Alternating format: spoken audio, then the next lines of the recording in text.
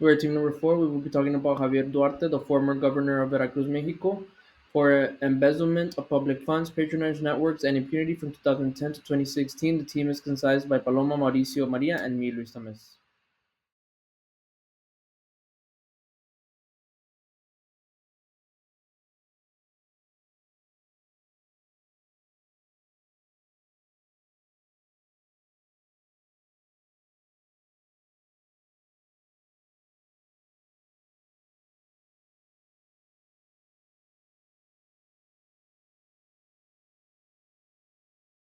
This case shows how public officials abuse their power to divert resources and manipulate institutions for personal and political gain.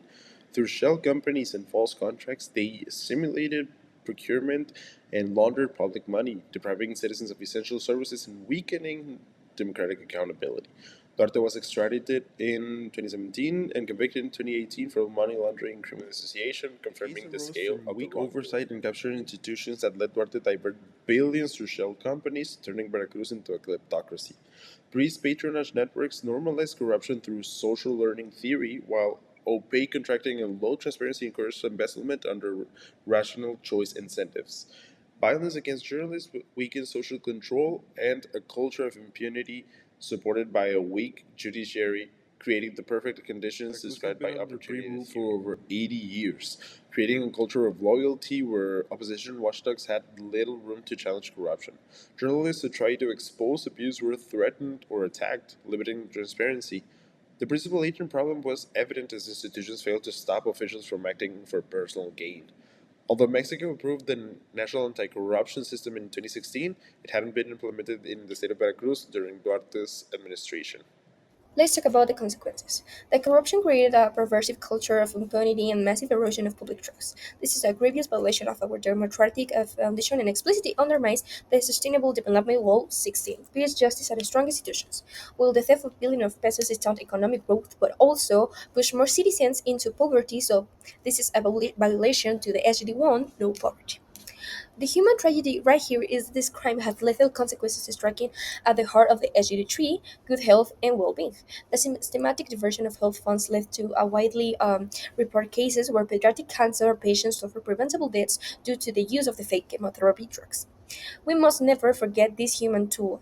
The lesson right here is while the final legal system was lenient, the sheer scale of the scandal and the social outcry forced institutional change, it proved that sustained public pressure can eventually overcome the culture of impunity.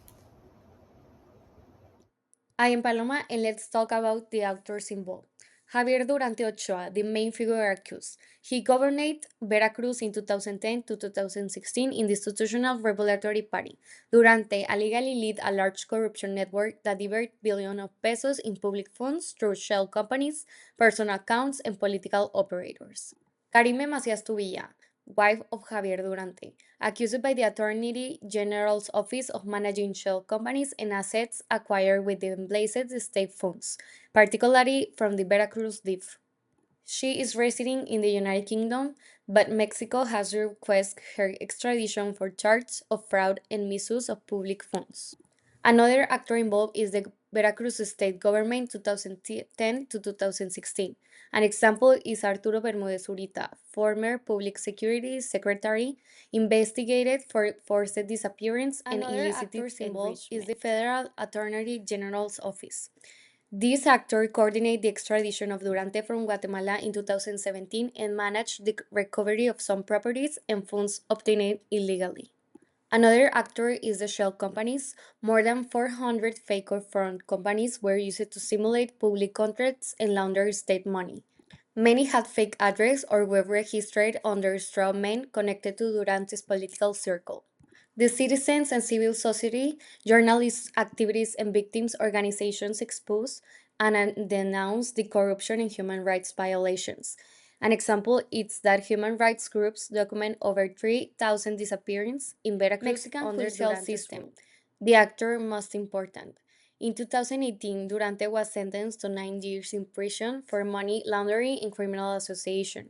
In 2024, some state level charges, including forced disappearance, were dismissed, opening the door For for data and early evidence, Javier release. Duarte was estimated at 60 billion pesos, where he diverted public funds, or 3 billion USD dollars, to more than 400 ghost companies where he laundered that money. For the legal outcomes, he was arrested in Guatemala 2017. He was then extradited in Mexico. He was convicted in 2018 for money laundering and associating with criminal associations, and he was sentenced to 9 years with 40 properties and accounts This seized. table shows that Veracruz did improve after 2021, but it still cannot be said to be clearly better than the rest of the country. Rather, it stands about the same following a period of sustainable increase. For our solution, we want to propose a strengthening of transparency through a digital monitoring system to implement a real-time digital platform to be able to track public spending, proclamation, and social programming budgets. This would directly address the Duarte scheme, which relied a lot on OP contracts and show companies. Not only that, but it will create a state-level open budget and proclamation portal where basically every contract provider payment is publicly visible, searchable, and auditable. For the justification of our proposal, we already know that Mexico has national platforms such as Compranet and Plataforma Nacional de Transparencia, so extending these tools to a state level is very feasible and cost effective. The solutions directly address problems such as they improve transparency, they strengthen accountability, they prevent diversion of funds, and they increase citizen engagements. Some examples that already have been known to the public are Ukraine's Prozoro, Chile's Chile Compra, and Brazil's Transparency Portal.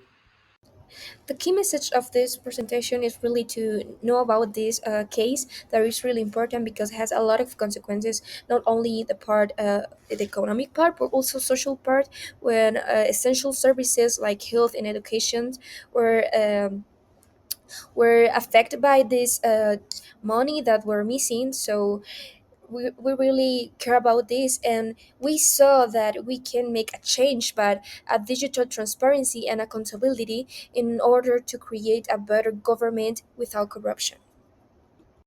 This case highlights that corruption does not disappear with a single political transition. It requires time, sustained oversight, and deeper institutional reforms. Veracruz has shown signs of correction, but it still faces structural challenges that demand continuous effort, citizen pressure, and real accountability. The fight against corruption is not only the responsibility of institutions, it begins with us. Share this information, talk about it, and help others understand how corruption impacts everyday life. Stay informed, support local initiatives, demand transparency, and engage with organizations promoting integrity and accountability. Change becomes real when citizens take part.